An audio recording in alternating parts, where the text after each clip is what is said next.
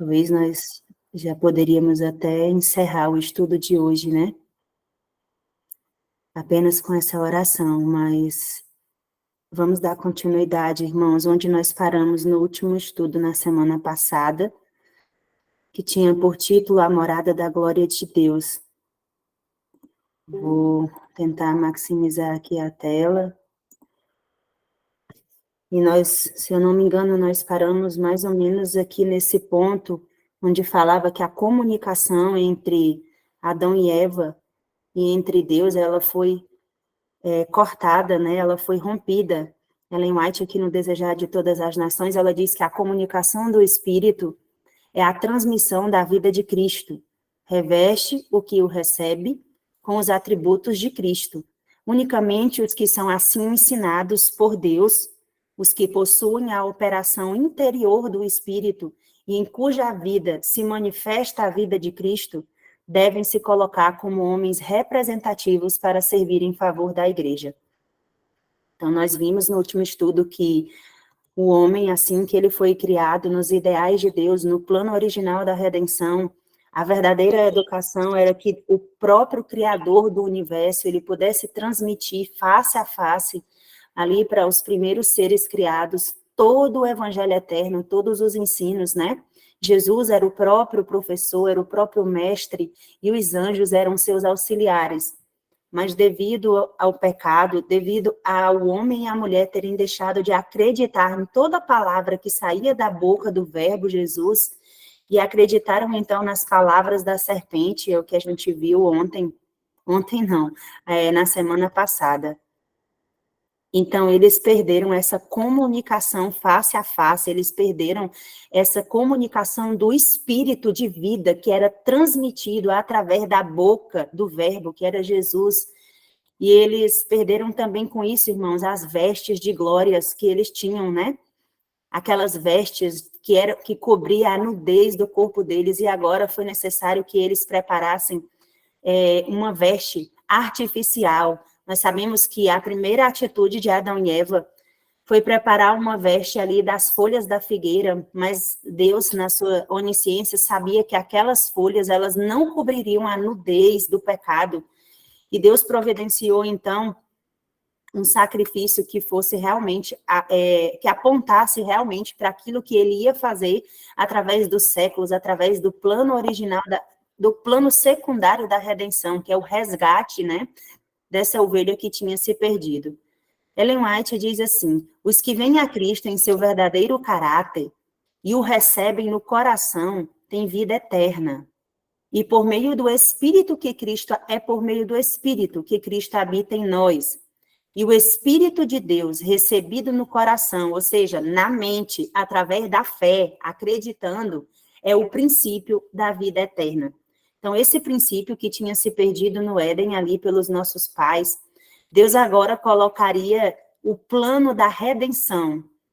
Tudo aquilo que o homem tinha perdido pelo fato de acreditar nas palavras da serpente, Deus agora passaria a restaurar, de modo que o princípio da vida eterna pudesse ser devolvido para nós, né? Lembra que ontem, sempre eu falo ontem, porque ontem também eu passei esse estudo para um pequeno grupo, então na minha mente está mais fresco o estudo de ontem, que foi o mesmo estudo que a gente teve semana passada. Dentro de nós, irmãos, a própria Bíblia fala isso, que existe um sentimento de eternidade, né? Que só pode ser preenchido com a palavra de Deus, com o evangelho eterno, com o verbo que é Jesus. E com relação a isso, Ellen White diz que o Espírito de Deus é um poder convincente, né?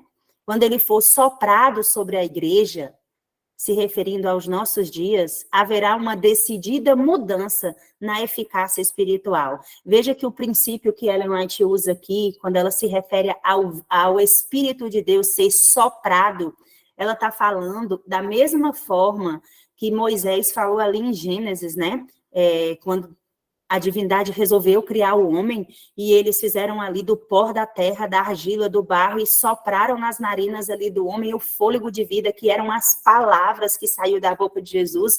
Essas palavras que elas se perderam quando Eva creu no que a serpente falou, elas precisavam ser colocadas de volta no homem, elas precisam ser colocadas de volta em nós. Então, hoje, todo o processo da redenção, ele consiste em o verbo, que é Jesus, né? Que nós sabemos que a palavra de Deus diz que ele se fez carne e habitou entre nós, e o único objetivo por trás dessa experiência humanológica que Jesus passou foi devolver para o homem, para aquele ser criado à imagem e semelhança de Deus, todo esse conjunto de palavras, das palavras que saem da boca do verbo. Por isso que no Evangelho de Jesus, segundo João, ele diz que Jesus foi o próprio verbo, né? A palavra, o verbo encarnado. E ele veio, irmão, para materializar isso na vida do ser humano. E ele veio para devolver esse sopro. E agora, nos últimos dias, essa promessa maravilhosa, né? Conforme também está escrita lá no livro de Ezequiel, no capítulo 37, quando o profeta foi levado em visão e ele viu o que aconteceria com o povo de Deus, ele viu um vale de ossos secos, né, que não tinha vida, que não tinha sopro de vida, mas o Senhor Deus, ele começa a falar para aquele profeta, para ele falar, para ele profetizar as palavras que o próprio verbo ia falando, o próprio Deus ia falando, e uma dessas palavras é exatamente para que o profeta sopre, né, sobre aquele vale de ossos secos, e esse sopro, irmãos, é precisamente o derramamento do Espírito Santo sobre a igreja de Deus, é precisamente a promessa da chuva serôdia, é precisamente aquilo que está escrito sobre que nos últimos dias o Senhor derramaria o seu Espírito sobre toda a carne, e o modo pelo qual o Espírito de Deus vai ser derramado é justamente através do sopro da palavra de Deus. Cada vez que nós vamos até a palavra de Deus, cada vez que nós nos alimentamos da palavra de Deus, nós estamos recebendo este sopro de vida. E quando isso acontecer de maneira mais eficaz, vai ser visto entre o povo de Deus o verdadeiro reavivamento, vai ser visto entre o povo de Deus o Pentecoste, a descida do Espírito Santo, a qual nós tanto esperamos e a qual nós acreditamos, né? Ela diz que o Senhor Deus está pronto para conceder, porque ele já prometeu, não é isso? Mas muitos não reconhecem a necessidade de recebê-lo. Que Deus tenha misericórdia de mim, de cada um de nós, que nós possamos reconhecer a nossa necessidade profunda que nós temos de receber essas palavras de vida, né? Porque Deus é espírito, e é necessário também que aqueles que dele se aproximem através de um espírito, de um verdadeiro espírito, que lhe adorem em espírito e em verdade. Ela diz que nós são fracos quando deveriam ser fortes, impotentes quando deveriam ser poderosos, por receberem a eficácia do Santo Espírito, do Espírito que vem através da palavra. Em outro texto aqui, em Testemunhos para a Igreja, volume 8, Ellen White diz assim, que todo obstáculo para a redenção do povo de Deus, e o que é redenção? Lembra que os dois pastores que receberam a luz da mensagem de 1888, a luz da mensagem de justiça pela fé, eles afirmam categoricamente que redenção é a mesma coisa que criação. E nós temos, nos últimos 3 estudos, nos debruçado na palavra de Deus sobre o que foi precisamente a criação. E nós entendemos até o momento que a criação é o processo onde a divindade, a pessoa de Jesus Cristo, o verbo, ele fala, e todas as coisas vêm à existência a partir da fala. O modo pelo qual Deus se move, nós temos sido repetitivos nesta afirmação, o modo pelo qual Deus se move é através do verbo, é quando ele fala, quando ele abre a boca, quando ele libera sobre o mundo palavras. Então, a serva de Deus aqui, em Testemunhos, ela está nos dizendo que todos os obstáculos, irmãos, que existem na nossa vida, todas as entraves, todas as situações que nós não estamos vendo solução para elas, todo o obstáculo para que a redenção do povo de Deus será removida pela abertura de sua palavra e pela apresentação de um claro assim diz o Senhor. Não é um assim diz o irmão, um assim diz o líder, um assim diz o filósofo, ou um assim diz o autor determinado, mas é o assim diz o Senhor, o está escrito. A verdadeira luz, ela vai brilhar, pois a escuridão está cobrindo toda a terra e as pessoas vivem em absoluta escuridão. A verdade do Deus vivo, ela deve aparecer em contraste com os erros. Proclamem as alegres novas. Nós recebemos um dom, o dom da fala. Só em toda a criação, nós somos os únicos seres que recebeu o dom da comunicação, da fala, que recebemos a consciência. Os animais, irmãos, eles não têm consciência, eles são movidos por instinto, mas nós não somos animais, nós somos seres criados à imagem e semelhança de Deus, com o propósito de que Deus deseja restaurar, através do plano da redenção, essa imagem novamente dentro de nós. Por que que os dois pastores, Jones e Wogner, afirmam categoricamente que redenção é a mesma coisa de criação? E hoje nós precisamos sair daqui desse estudo tendo isso muito, muito claro na nossa mente. Por que que eles afirmam que redenção é a mesma coisa que criação? Pelo fato de que o que Deus fez na criação, o que foi que Deus fez na criação? Deus falou e as coisas passaram a existir. Deus soprou as palavras e aquilo que não existia veio à existência, porque o modo pelo qual Deus opera, o modo pelo qual Deus cria é a palavra. E por que então agora que redenção é sinônimo de criação?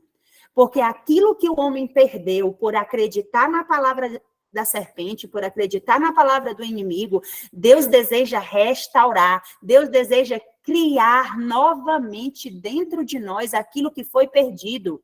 E é por isso que o processo que Deus vai usar para a redenção do povo dele é exatamente a palavra. Ele vai começar a falar, ele vai começar a soprar, e o vale de ossos secos, que somos nós, Igreja Adventista do Sétimo Dia, que nem é fria, nem é quente, é morna, e por isso nós estamos a ponto de ser vomitados pela boca de Deus.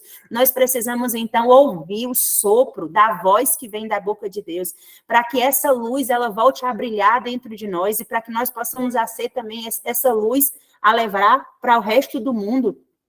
Essa mensagem de redenção é proclamar as boas novas do Evangelho eterno. Este Evangelho do Reino, conforme está no Evangelho de Jesus, segundo Mateus, no capítulo 24, no versículo 14, onde diz assim: e este Evangelho do Reino será pregado em todo o mundo, então virá o fim.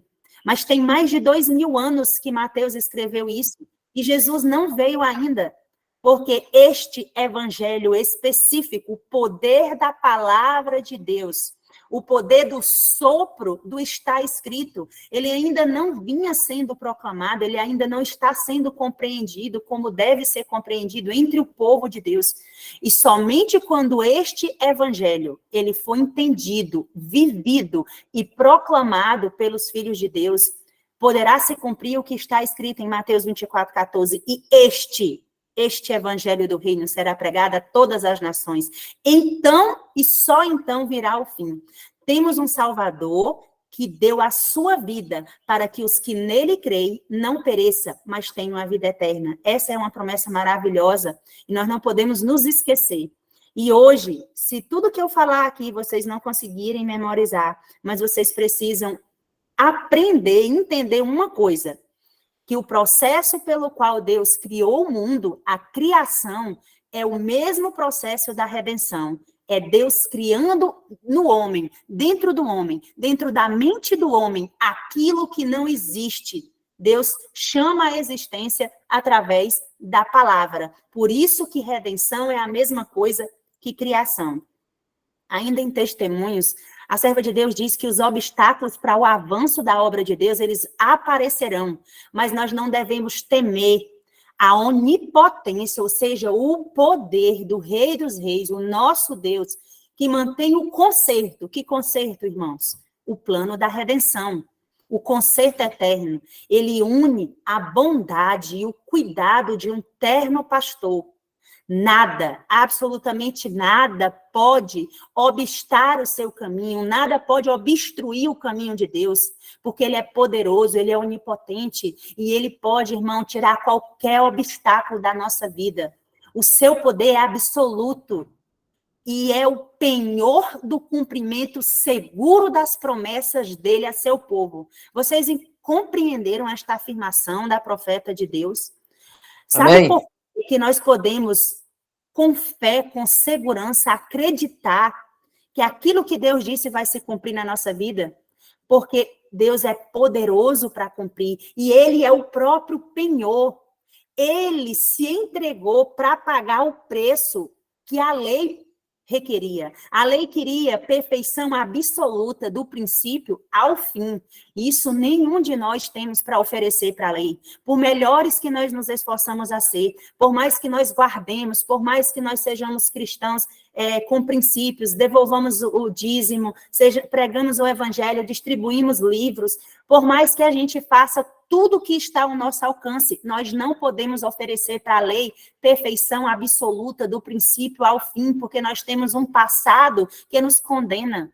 Mas quando a lei olha para o penhor que foi oferecido a ela, a lei diz assim: vocês pecaram, vocês têm que morrer. É isso que a lei nos condena, é isso que Paulo fala, que nós estávamos condenados pela lei.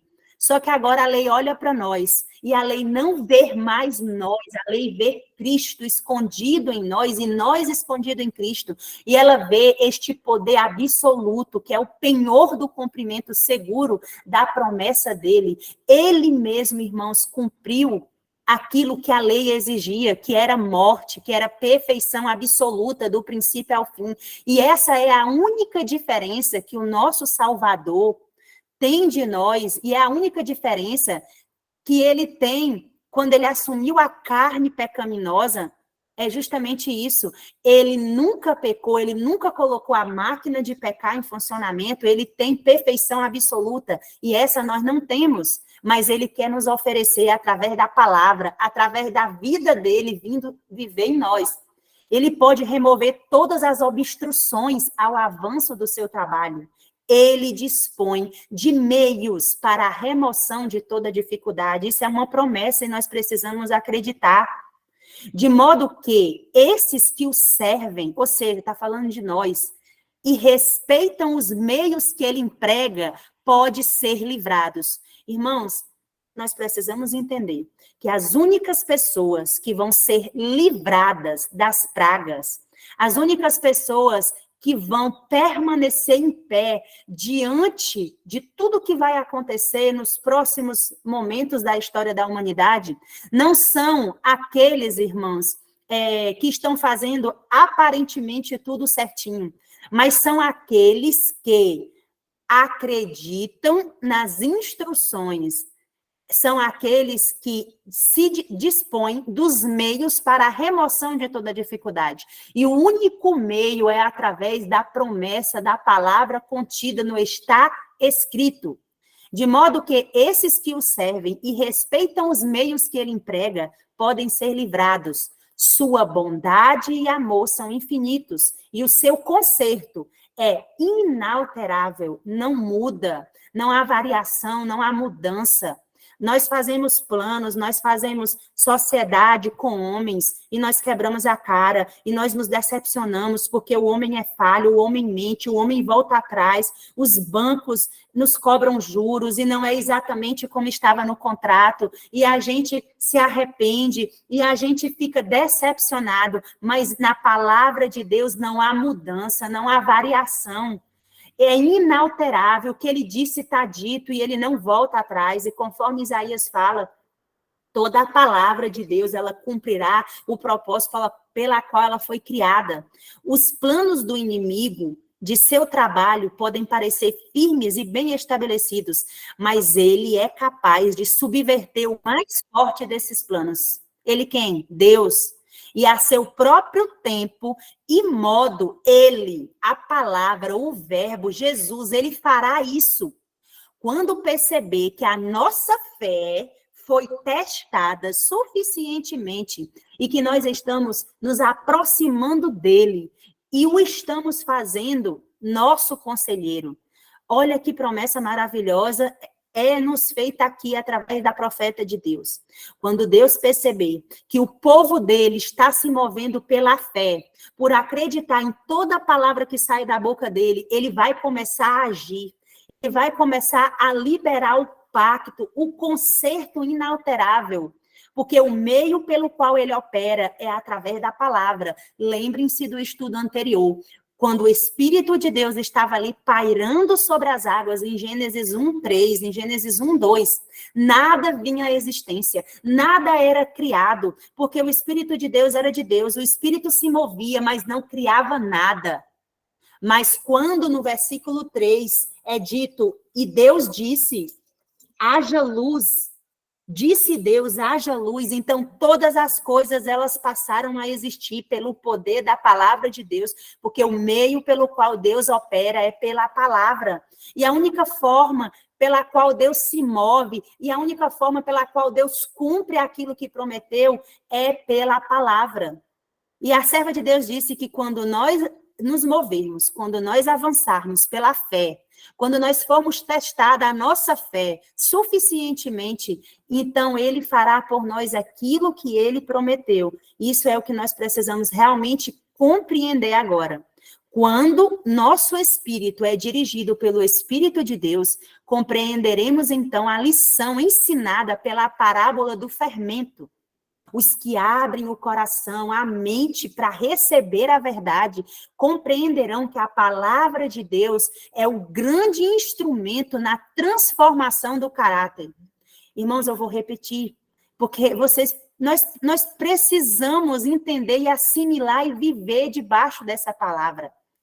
Aqueles que abrem a mente para receber a verdade presente tão necessária nos nossos dias, eles vão compreender que a palavra de Deus, o está escrito, assim diz o Senhor, é o grande instrumento na transformação do caráter.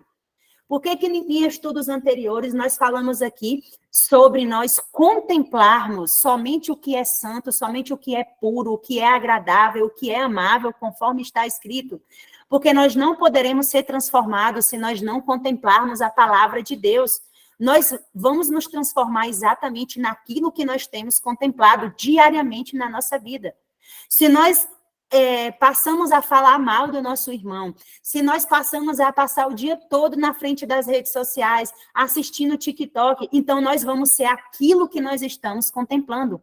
Mas se nós passarmos a nos desbruçar, a ler a palavra de Deus, a estudar, a meditar, a pedir a Deus para nos ensinar o que Ele quer de nós, então nós também teremos o nosso caráter transformado à imagem e semelhança do caráter de Deus. E o plano original da redenção, que era fazer com que o homem fosse um depósito de palavras de Deus. Olha que coisa tremenda, olha que coisa maravilhosa.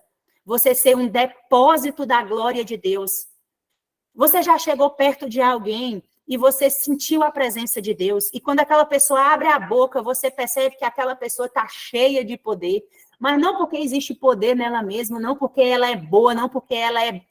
Não, irmãos, mas é porque ela está cheia da palavra de Deus, porque ela está cheia do Espírito de Deus, e quando ela abre a boca, ela não consegue falar outra coisa, ela não consegue falar mal do irmão, ela não consegue falar mal de nada, ela não consegue murmurar, porque ela está cheia de promessas, porque ela está com um pote transbordando, e a única coisa que aquela pessoa faz é reproduzir, é falar, é profetizar o está escrito, assim diz o Senhor, e você sente a presença de Deus na vida daquela pessoa, porque ela está cheia de Deus. E isso ocorre também o contrário, quando nós nos aproximamos de alguém que tem contemplado as coisas erradas, essas pessoas, elas só falam mal do outro, essas pessoas, elas só resmungam, elas só reclamam, elas só têm coisas ruins para contar, elas não são gratas, elas não entendem que a respiração, que o alimento, que o teto sobre as suas cabeças, seja próprio, seja alugado, seja arranjado, seja como for, até aqui o Senhor Deus tem sustentado elas. Nós precisamos, assim, fazer uma avaliação, examinar cada um a nós mesmos, porque é isso que a palavra de Deus afirma. Examine cada um a si mesmo, não é examinar o nosso próximo, mas é examinar a nossa condição. Em que nós temos crido? O que nós temos reproduzido? Precisamos do sopro da vida divina dentro de nós. Nós precisamos ser canais através dos quais Deus possa enviar luz e graça ao mundo. Irmãos, nós precisamos ser como uma torneira que jorra a água da vida. Os renitentes precisam ser recuperados. Precisamos apartar-nos de nossos pecados por confissão e arrependimento, humilhando o nosso orgulhoso coração perante de Deus. Torrentes de poder espiritual serão derramados sobre aqueles que estão preparados para recebê-los. Que essa manhã, assim como a oração do irmão Pedro, o nosso desejo, o nosso maior desejo, seja de nos humilharmos diante de Deus, de reconhecer a nossa fragilidade, de reconhecer a nossa pequenez, de reconhecer que nós não somos nada, que nós não temos nada, que nós somos pó, que nós somos argila e que nós precisamos de todo o poder que sai da palavra de Deus. Essa pergunta, eu acho até que eu acabei dando uma modificada no slide, nós já tínhamos até respondido ela no estudo anterior, sobre o que consiste o plano da salvação ou o conserto eterno, qual é o objetivo, né? E Ellen White, no livro Educação, ela vai trazer exatamente isso para nós, que é pela desobediência, porém, isto se perdeu. Isto o quê? O plano original da redenção, né? Com o pecado, a semelhança divina se deslustrou. Enfraqueceu-se a capacidade física do homem e a sua capacidade mental diminuiu. Ofuscou-lhe a visão espiritual. Tornou-se um sujeito à morte.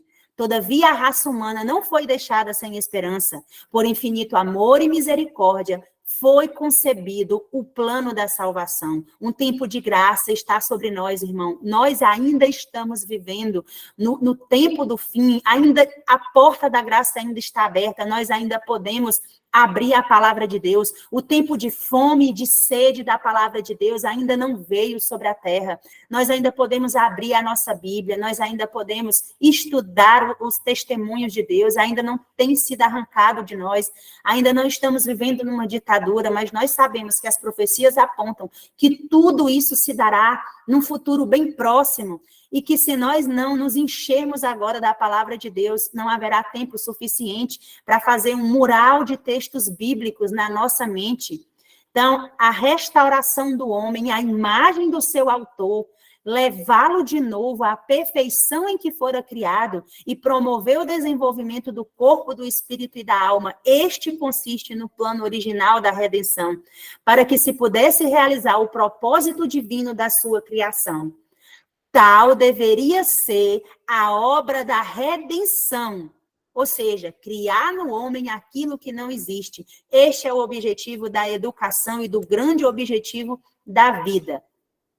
Então, o homem, ele foi criado para ser a morada do Espírito Santo, para ser a casa, para ser o edifício. Em Patriarcas e Profetas, Ellen White diz assim: para Adão, a oferta do primeiro sacrifício foi uma cerimônia dolorosíssima.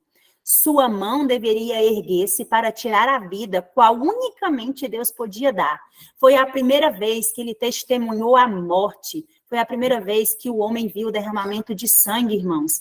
Ele sabia que se ele tivesse sido obediente às palavras do verbo Jesus, às palavras de Deus, ele não teria havido morte. Tá aí na cadeira. Fecha a porta, por favor, filho. Não teria havido morte. Ele sabia que se ele tivesse sido obediente a Deus, não teria havido morte de homem ou de animal.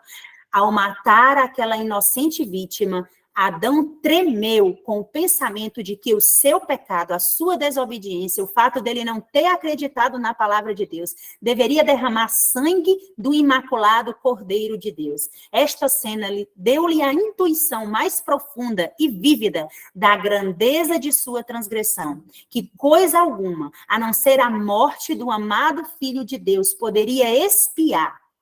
E maravilhou-se com a bondade infinita que daria tal resgate para salvar o culpado. Uma estrela de esperança iluminou o futuro tenebroso e terrível e aliviou de sua desolação total.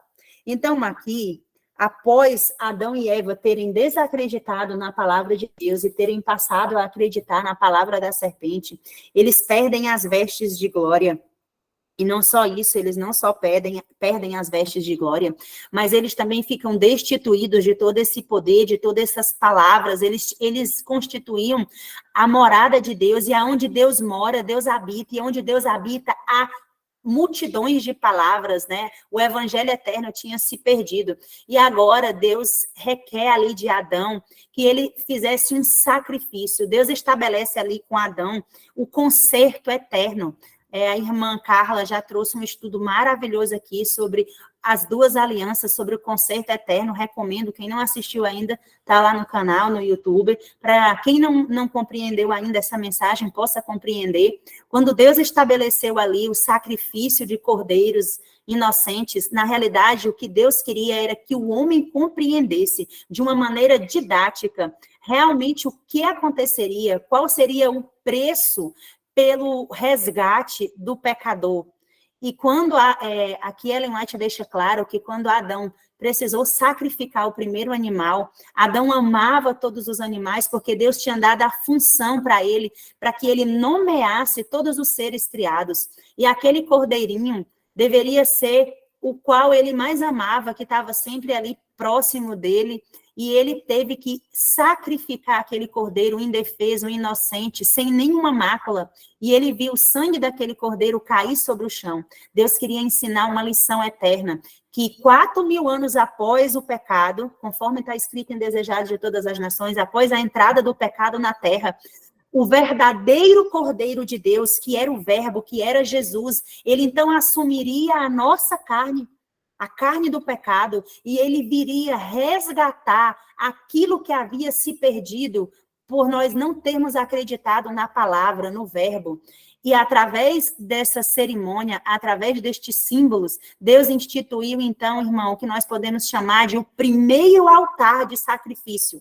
Provavelmente hoje nós não vamos terminar ainda esse estudo, mas de qualquer maneira eu quero que vocês compreendam que a primeira vez que o homem levantou um altar de sacrifício foi há quase 6.000 anos atrás, no Jardim do Éden, o jardim que tinha sido criado por Deus para haver felicidade, alegria, e agora ali houve derramamento de sangue, houve morte. Adão tirou a vida do primeiro ser criado, de um cordeiro, para que ele pudesse entender a malignidade do seu pecado.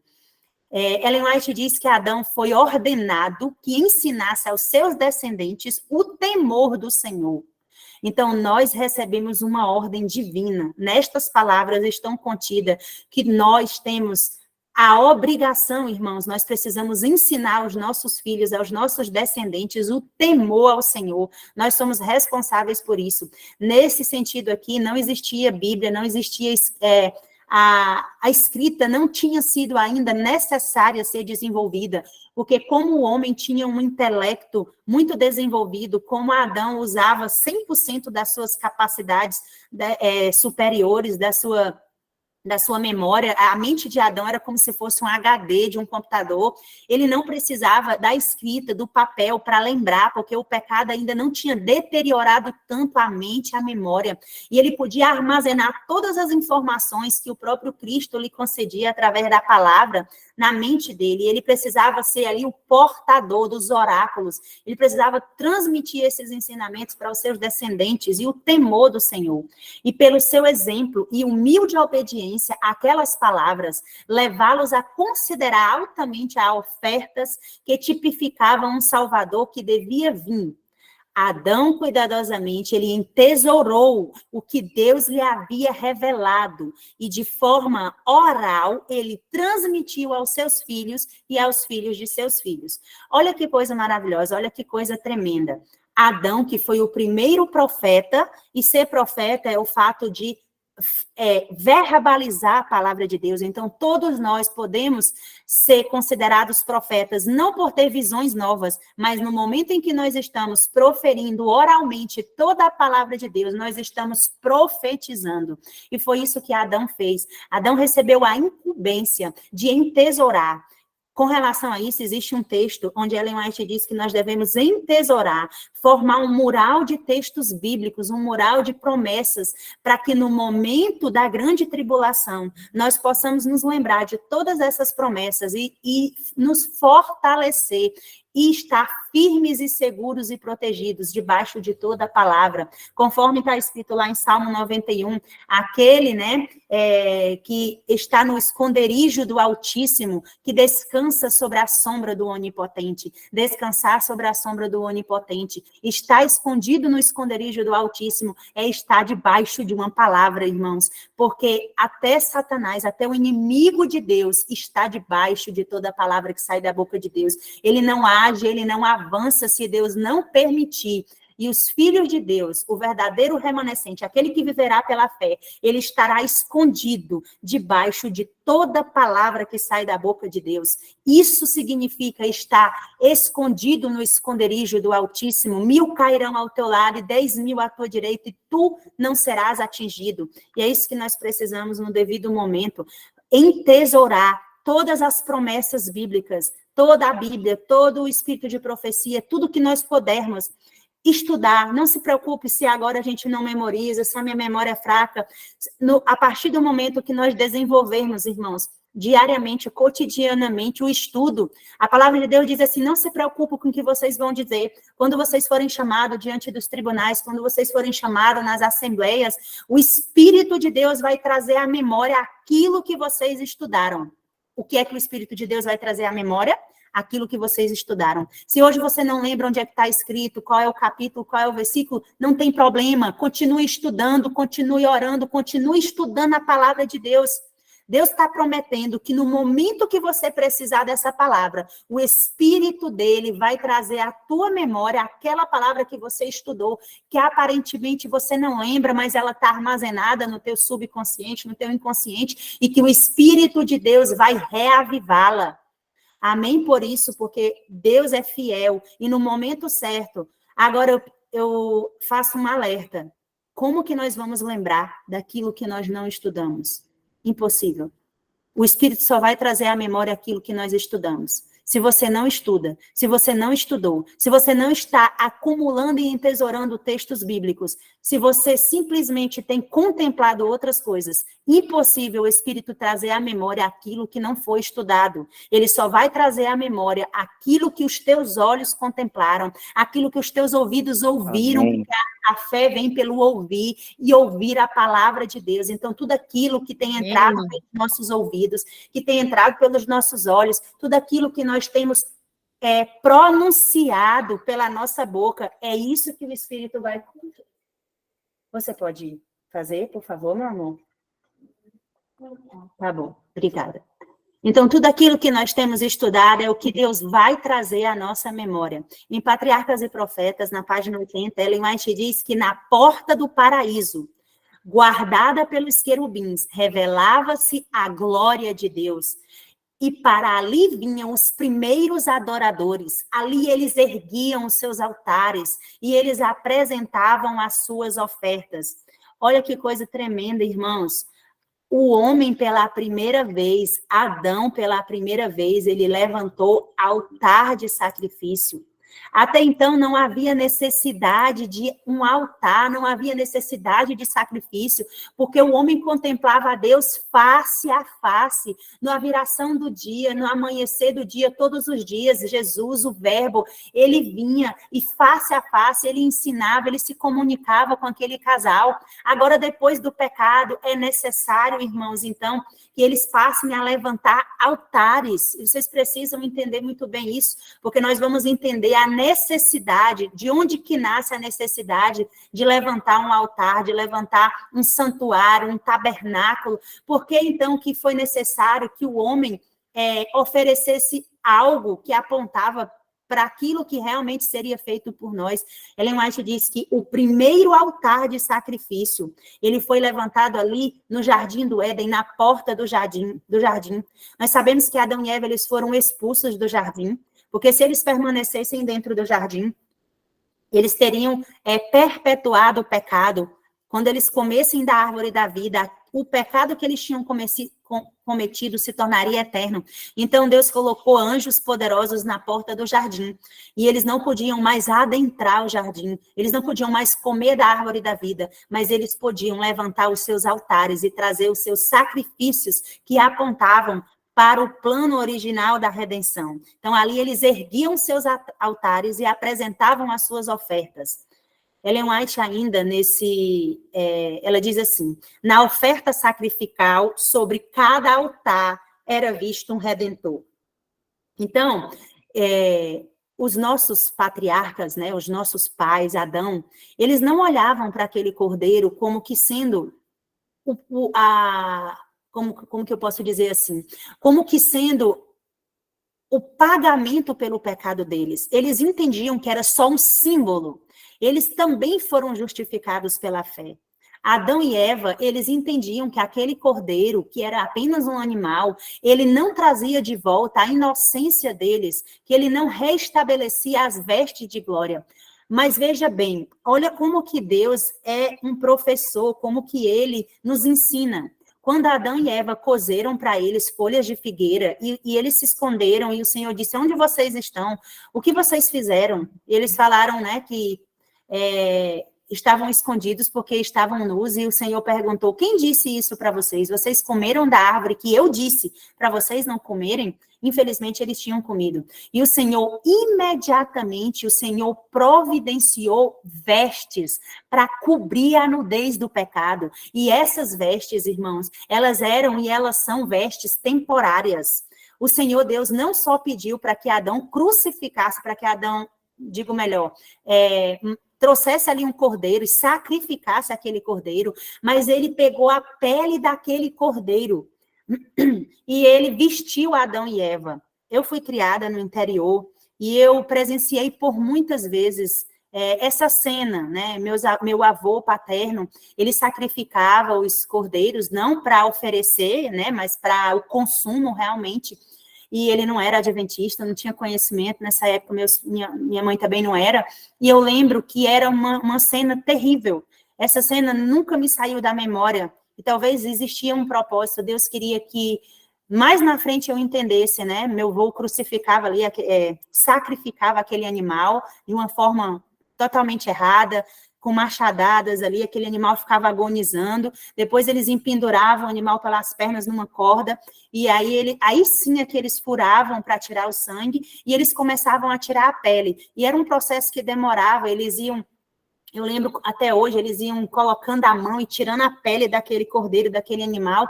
E eu lembro que na hora que eu via isso, eu tinha ali por volta de 5 ou 6 anos, meu pai sempre falava para mim tirar, porque os animais, geralmente eles não morriam. Ele falava assim, tira essa menina daqui porque ela está com pena e o animal não morre. Então, tudo isso Adão precisou presenciar, né? Ele teve que não só sacrificar, matar aquele cordeiro, mas ele vestiu aquelas vestes daquele cordeiro. E as vestes, a pele daquele animal, ela apontava para o fato de que Cristo Jesus, o verbo, a palavra, ele devolveria as vestes de glória para o homem. E nós vamos agora para Apocalipse, capítulo 3, versículo 18.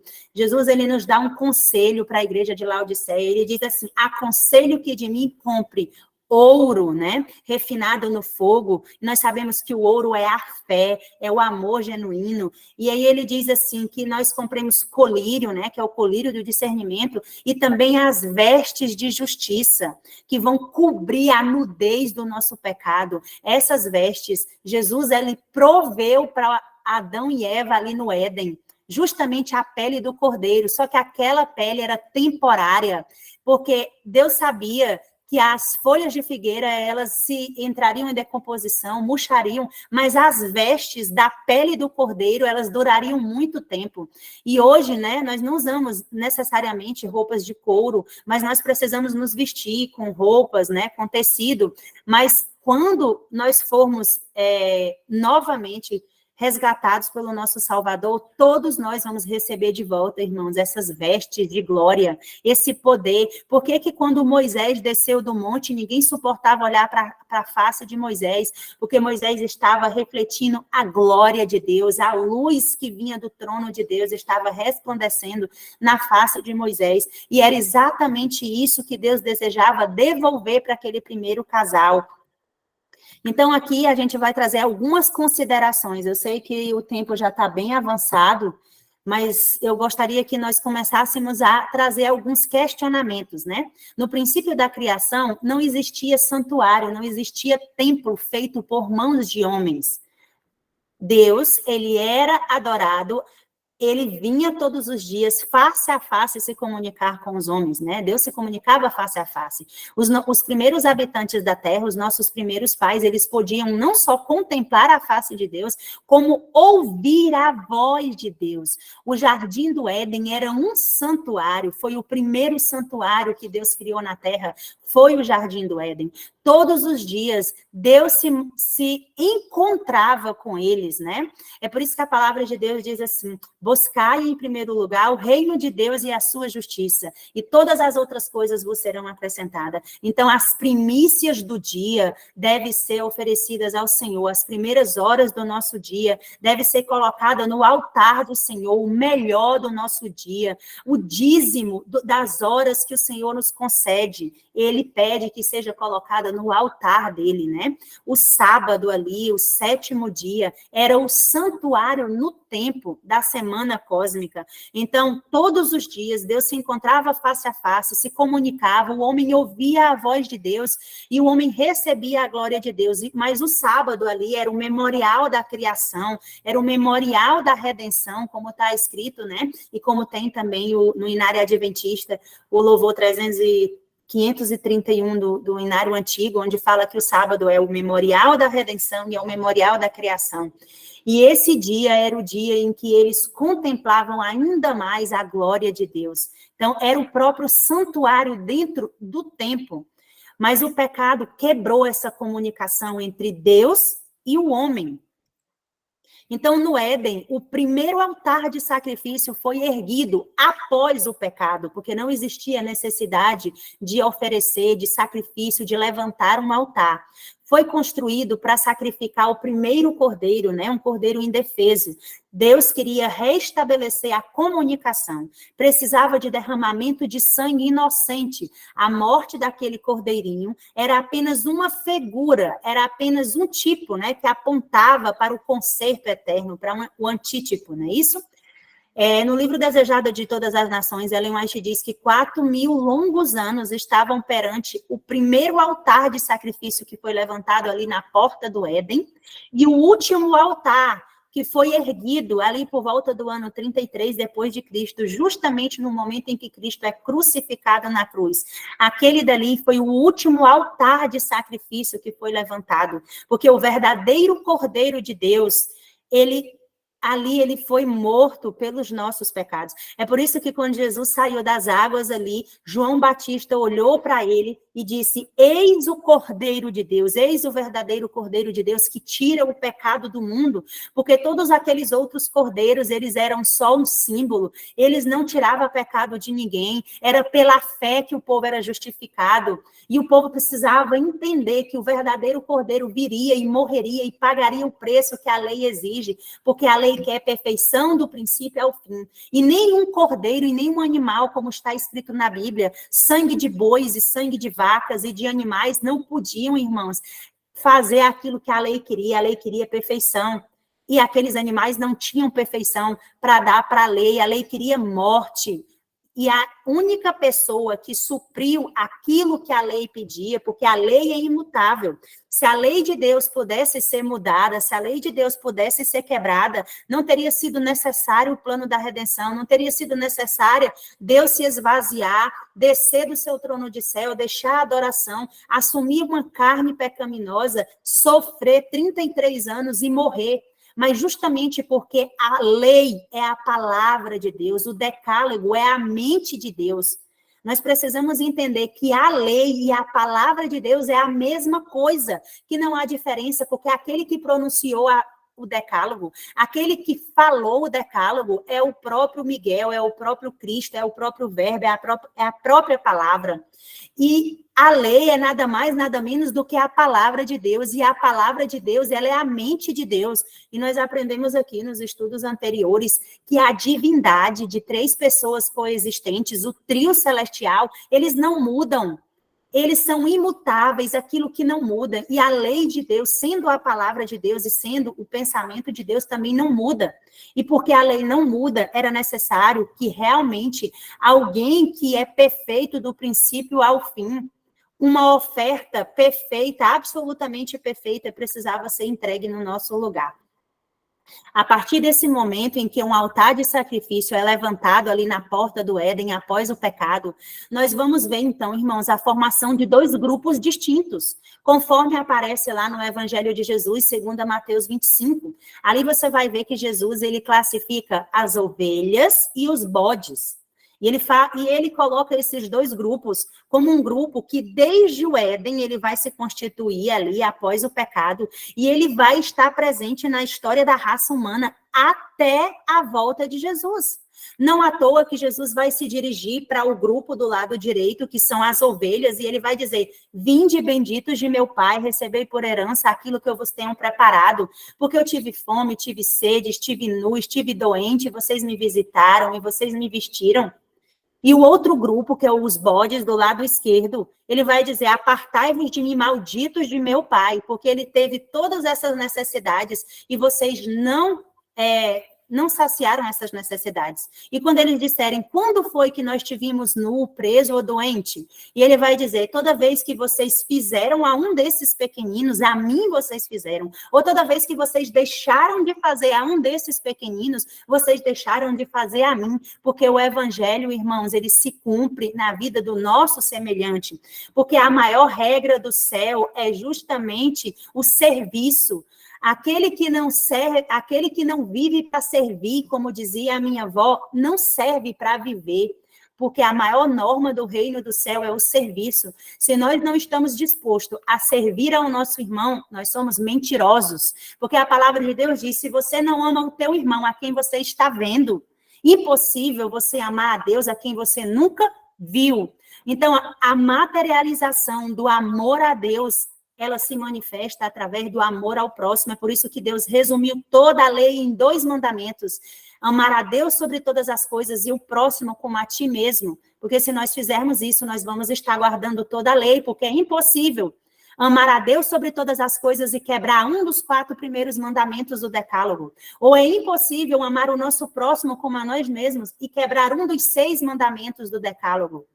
Então, aqui, 2 grupos distintos, eles se constituem ali a partir das portas do Éden. O povo do assim diz o Senhor, que são as ovelhas, que é a luz do mundo, guiados pela palavra de Deus, pela obra do Espírito. E, de um outro lado, o povo do assim eu penso, as trevas, os bodes, guiados pela palavra do inimigo, pelas obras da carne.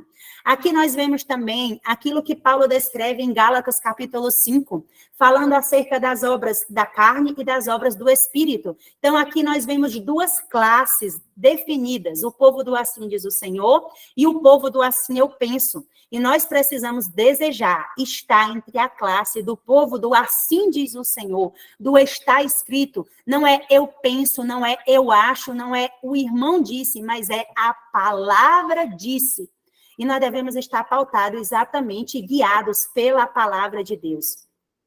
O povo de Deus, então, a partir desse momento, eles começam a levantar altares, porque houve a necessidade disso. Em Patriarcas e Profetas, Ellen White diz que o sistema sacrificial entregue a Adão ali no Jardim do Éden, ele foi pervertido. Escutem bem, o sistema sacrificial que foi dado por Deus a Adão, entregue na porta do Éden, foi pervertido por seus descendentes. Aqueles que nasceram depois de Adão, irmãos, eles perverteram o sentido original dessas ofertas sacrificais.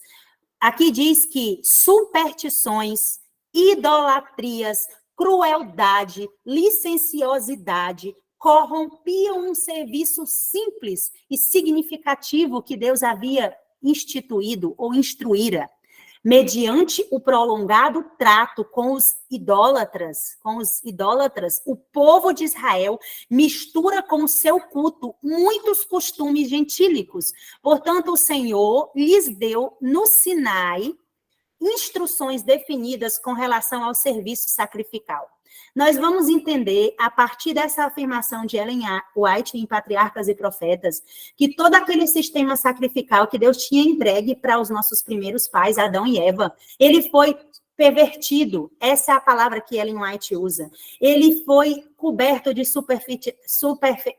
superstição, idolatria e crueldade. E foi necessário que, alguns anos depois, né, quando Deus levantou o profeta Moisés ali para tirar o povo do Egito, Deus estabelecesse com o povo ali um concerto no Sinai, porque o povo tinha perdido de vista a verdadeira aliança. O povo tinha realmente se perdido com relação ao que Deus queria através desses sacrifícios.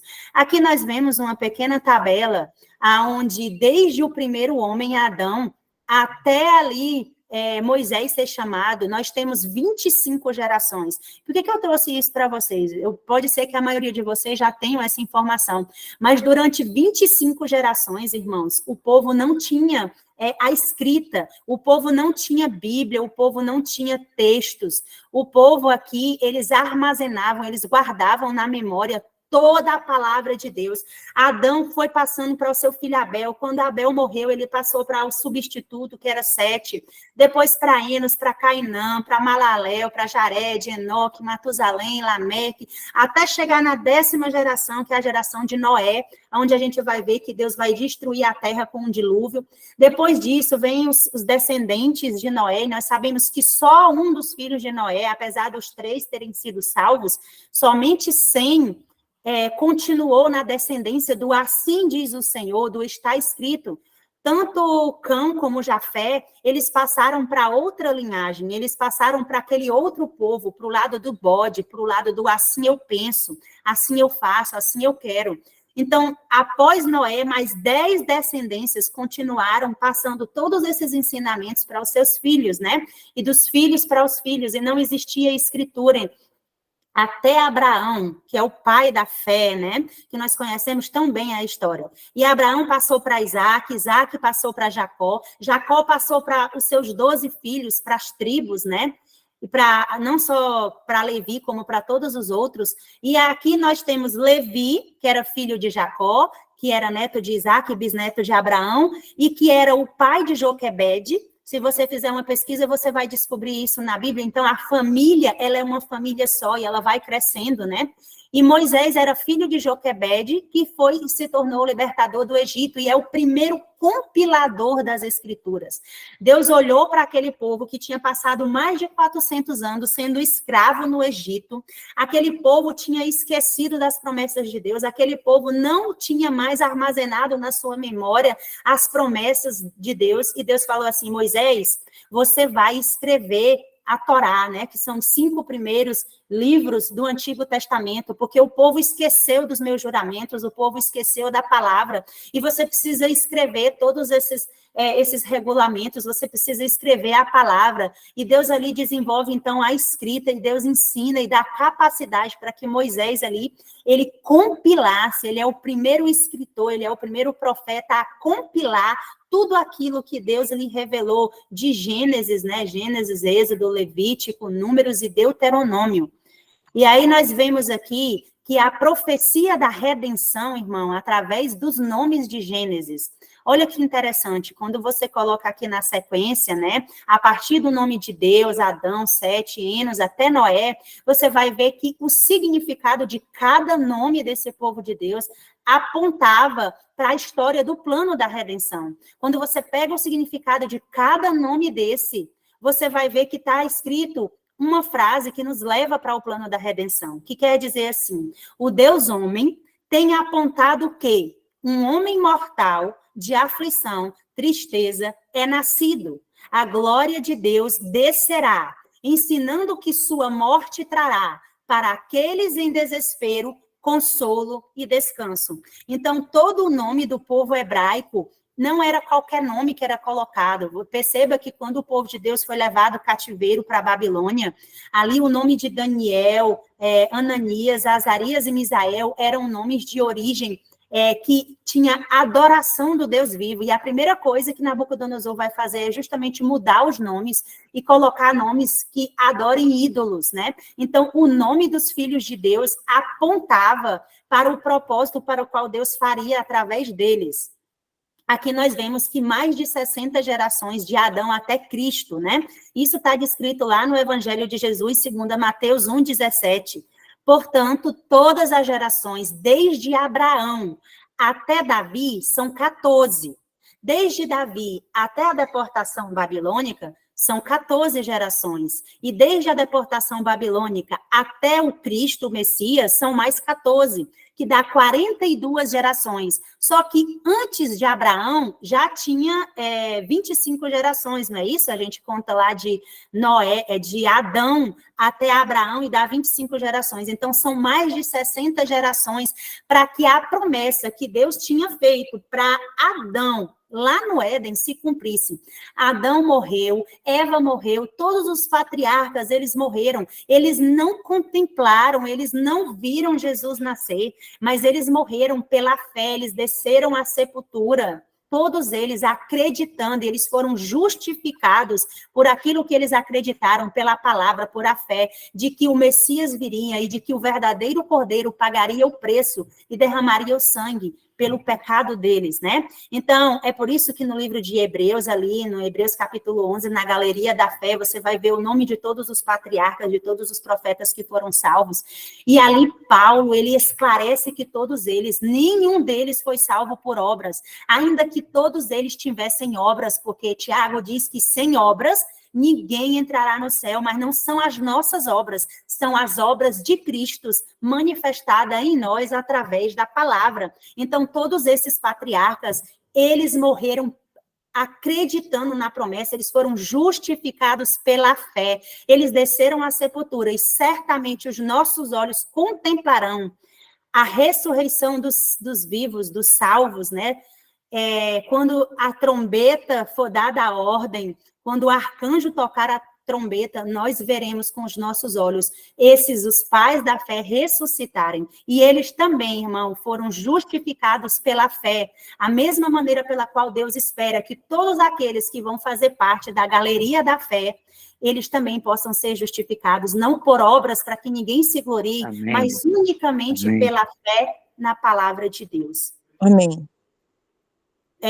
Aqui, então, em Êxodo capítulo 25, após ali mais de 25 gerações, nós vamos ver que não só Deus deu para Moisés a responsabilidade de escrever a palavra dele, né, de colocar tudo aquilo no papel para que o povo voltasse a estudar, como também, meus irmãos, ele vai pedir ao povo em Êxodo 25:8, que o povo faça um santuário, né? E me farão um santuário, ou me façam um santuário, para que eu habite entre eles. Deus viu que o povo tinha, devido à escravidão, devido aos anos no Egito, o povo tinha esquecido até como era que levantava um altar. Então, Deus, ele vai estabelecer a necessidade de que um santuário seja erguido, de que um santuário seja levantado, porque Deus queria devolver a presença dele ali no meio do povo, ele queria tabernacular,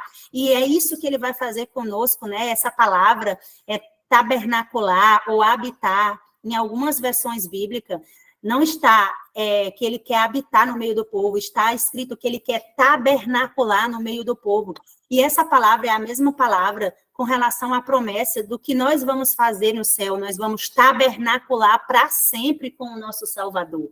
E era isso que ele queria, devolver esse senso de pertencimento, de estar ali na presença do povo que ele tinha criado. Então, no Egito, Deus desejava voltar a habitar com os homens, e aí a gente vai ver que o povo do deserto, durante 40 anos que peregrinou, eles montavam e desmontavam os seus tabernáculos. A gente hoje não vai entrar no assunto do tabernáculo, que é um assunto muito profundo, mas eu recomendo que todos nós tenhamos conhecimento detalhado de toda a estrutura do tabernáculo. Vocês podem ler o livro Cristo em Seu Santuário, de Ellen White, podem ler também o Ritual do Santuário, do pastor Andrews, né? Enfim, para que a gente entenda cada objeto do santuário tem tem um plano, né? Tem um objetivo muito definido dentro do plano da redenção. Então, Deus desejava que todas aquelas figuras, elas abrissem a mente do povo, porque Deus sabia que o povo não suportaria muitas instruções, é por isso que ele nos ensina de acordo com aquilo que nós podemos entender. Por isso que ele diz assim, ainda tenho muito a vos dizer, mas vocês ainda não podem suportar, né?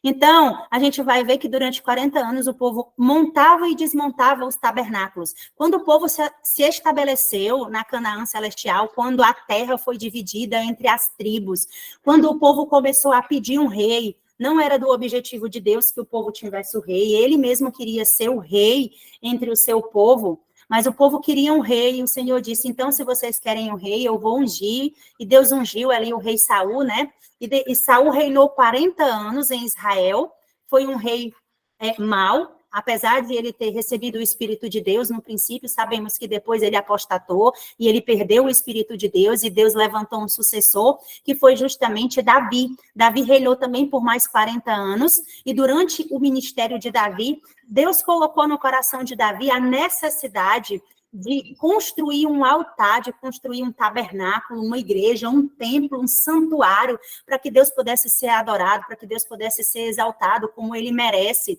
Porque eles tinham passado 40 anos peregrinando no deserto, montando e desmontando tenda. E agora, 40 anos no reinado de Saul, também não tinha um altar digno, né? Uns adoravam em Jerusalém, outros adoravam em Samaria, e era uma coisa bagunçada, e Deus é um Deus de ordem. Então, Davi começou a construir o templo de Davi, mas devido ao pecado de Davi, que nós conhecemos, Deus não deu permissão para que Davi inaugurasse esse templo. E só no terceiro reinado de Salomão, que era filho de Davi, que reinou mais 40 anos, Deus deu oportunidade para que Salomão inaugurasse, concluísse a construção do templo sagrado de Jerusalém, inaugurasse o templo, e assim, irmãos, o templo ficou conhecido como o Templo de Salomão, né? E a gente vai ver aqui a história de como que foi instituído os altares, os templos, os santuários, qual era a necessidade, por que Deus permitiu que um altar fosse levantado, qual que era o objetivo de Deus, né?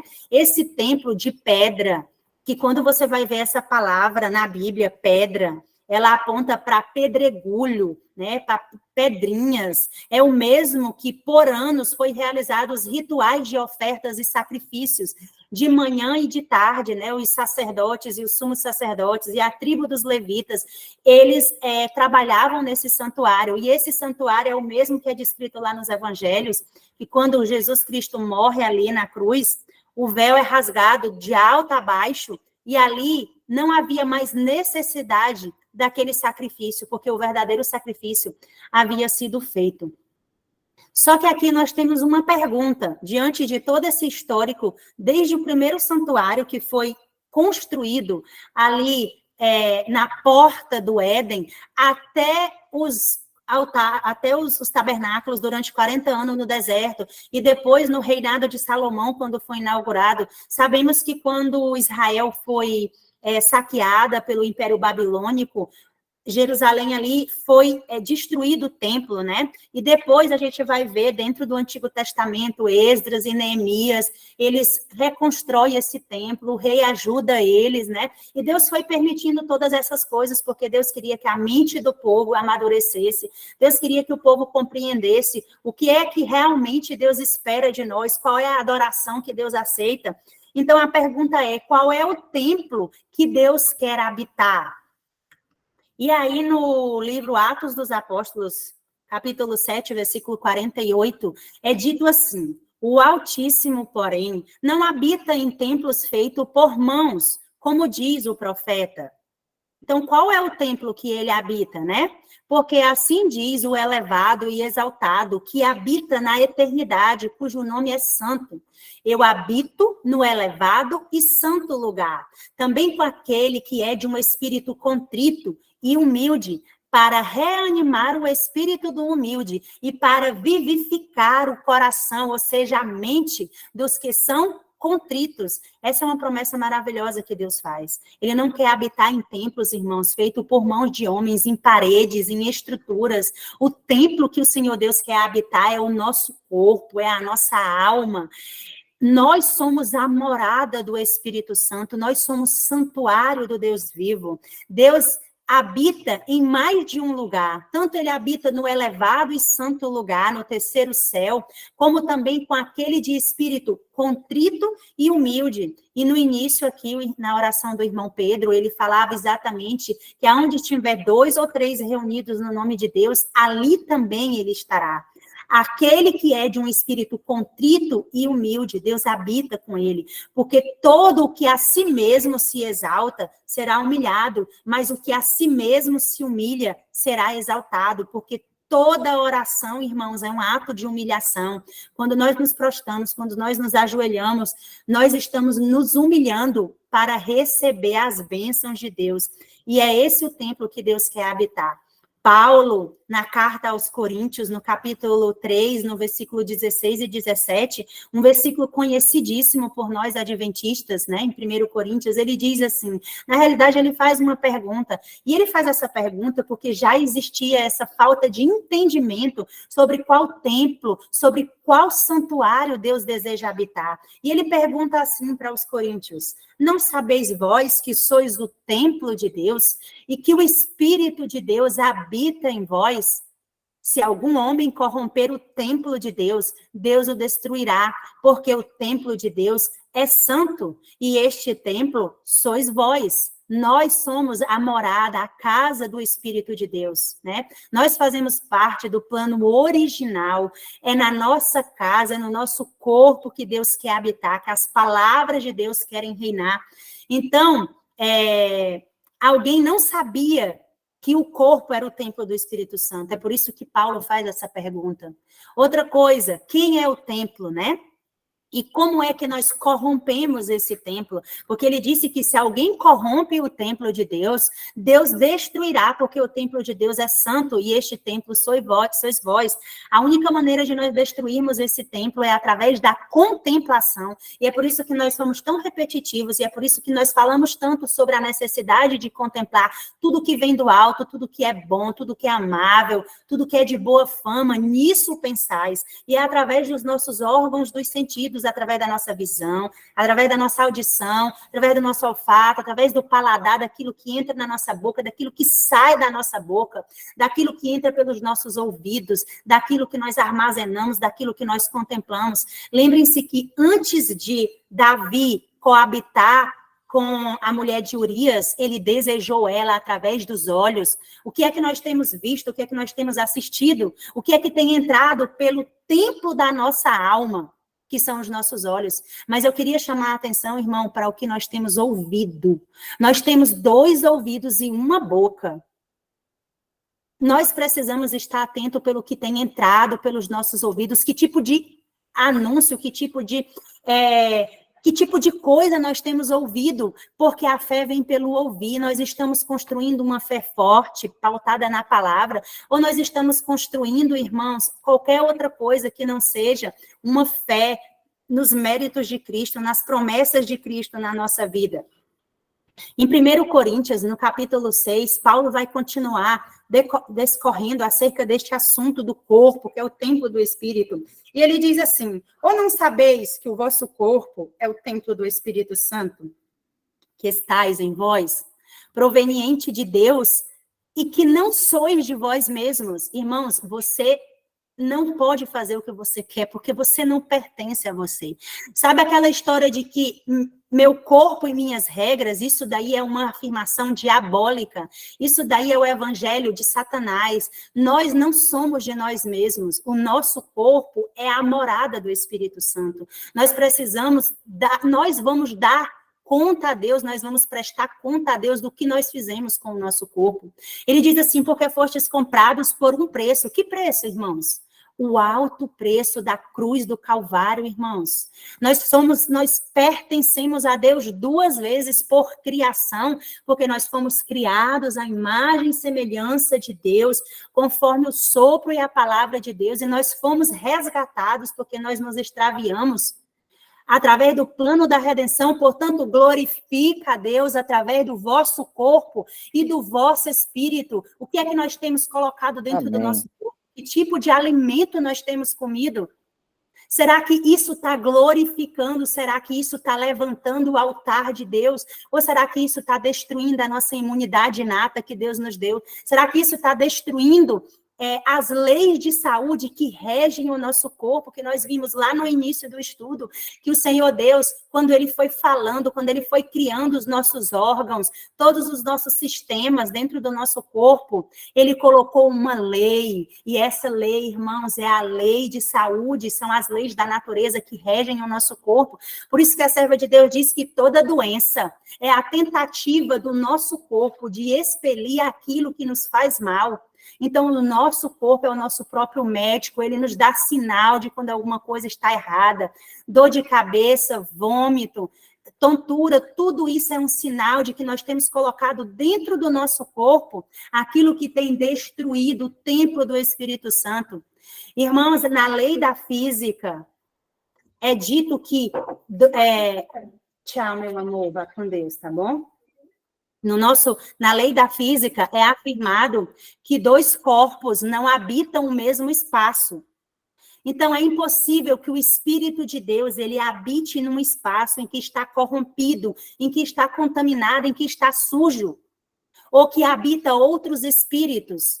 O nosso corpo, ele precisa ter um único morador, que é o Espírito Santo, que é a palavra de Deus habitando em nós. O nosso corpo não é nosso. O entendimento correto de santuário, de templo, tem uma implicação na primeira mensagem angélica, e nós precisamos entender isso, porque senão, irmãos, nós vamos simplesmente perder de vista o plano original da redenção. Na primeira mensagem angélica, que é a mensagem que o povo de Deus, que o remanescente de Deus vai dar agora nos últimos dias, ele vai dizer assim: temei a Deus e dai-lhe glória. Como é que eu temo a Deus, irmãos? É acreditando na palavra de Deus. Como é que eu dou glória a Deus? A única maneira de dar glória a Deus é através da contemplação, é através do nosso corpo. É através daquilo que eu como, é através daquilo que eu falo, é através daquilo que eu escuto, é através daquilo que eu toco, porque o que eu toco também tem implicações na minha vida espiritual. É através daquilo que eu cheiro, dos aromas que eu estou sentindo. Nós precisamos ser cheiro de vida para a vida e não cheiro de morte para a morte. Porque aqui, João diz que é chegada a hora do juízo, irmãos. Nós não sabemos qual é o momento que o nosso nome será passado em revista diante de Deus. Desde 1844, quando o juízo investigativo teve início no Santuário Celestial, quando Cristo passou de um compartimento do santuário para outro, quando ele saiu do lugar santo e entrou no lugar santíssimo, nomes têm sido apresentados, a investigação dos mortos, mas nós não sabemos quando, se isso já começou a investigação dos vivos. No Evangelho de Jesus, segundo Mateus, no capítulo 24, um versículo muito conhecido por todos nós adventistas, onde diz que o dia e a hora ninguém sabe, nem mesmo os anjos, nem mesmo o Filho, senão o Pai. Mas pasme vocês, Ellen White, falando sobre esse versículo bíblico, ela afirma que este versículo bíblico de Mateus 24 não está se referindo sobre a volta de Jesus nos ares. Não, não, não. Está se referindo sobre o momento em que o nosso nome será chamado em revistas diante do tribunal de Deus. Ellen White afirma que nós não temos noção, irmãos, de quando o nosso nome será chamado. O dia e a hora ninguém sabe. E quando isso acontecer, nós precisamos, irmãos, estar devidamente justificados pela fé. Nós precisamos estar revestidos da glória de Deus. Quando Jesus chamar o teu nome completo diante do Pai, eu não posso aparecer, porque se eu aparecer perante Deus, irmãos, Se nós aparecermos com os nossos delitos e pecados, nós seremos fulminados. Jesus precisa aparecer no nosso lugar. O Pai precisa dizer, eis-me aqui, Senhor Deus. Eu represento essa pessoa porque ele entregou a vida dele, porque ele confessou a culpa, porque ele me confessou diante dos homens, eu agora confessarei ele diante do Pai. Se nós não fizermos isso, irmão, nós não poderemos dar glória a Deus, se nós não permitirmos que as obras de Cristo se manifestem na nossa vida, de tal maneira que tudo o que nós façamos, como Paulo disse, quer comais, quer bebais, quer façais qualquer outra coisa, façai tudo para a glória de Deus. Nós seremos pegos de surpresa, irmãos, e nós seremos deixados sem o selo de Deus. E nós já estudamos aqui em outros momentos que o selo de Deus é a convicção da verdade, de modo que ninguém pode tirar de nós. O selo de Deus é a fixação da palavra de Deus na nossa mente. Como é que eu vou dar glória através do meu corpo, irmãos? Paulo já disse, quer comais, quer bebais, quer façais qualquer outra coisa, façais tudo para a glória de Deus. Irmãos, devido ao horário, não vai dar tempo de nós terminarmos esse estudo, vai ficar para uma outra oportunidade. Eu vou parar aqui, eu vou até ver qual é a lâmina que nós estamos, na lâmina 66, a gente parou aqui em Coríntios 10, 31, onde Paulo pede para nós darmos glória a Deus através do que nós comemos e bebemos e de tudo que nós contemplamos. E na próxima oportunidade, a gente vai dar continuação a esse estudo, que é um estudo muito profundo. E agora eu convido aqueles que puderem se ajoelhar para nós orarmos para encerrar o estudo de hoje.